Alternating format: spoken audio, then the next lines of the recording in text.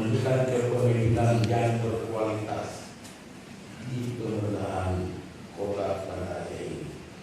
Ini kota provinsi.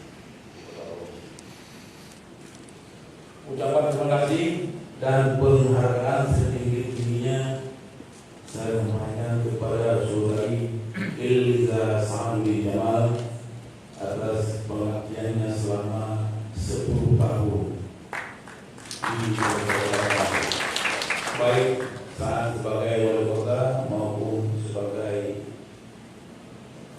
wakil wali kota.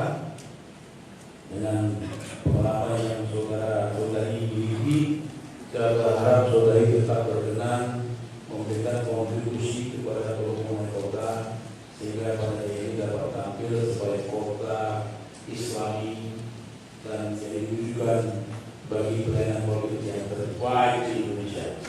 Anda menjadi representasinya bagi kedua orang ini yang terbaik.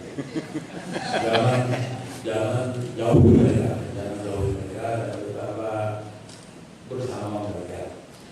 Walaupun tidak lagi sebagai wali kota, tapi jabatannya menjadi pemenangnya wali kota.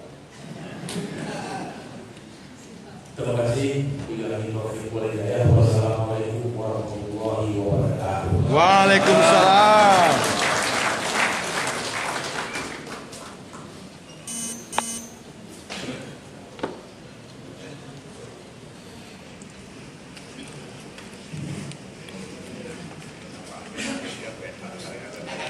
Good.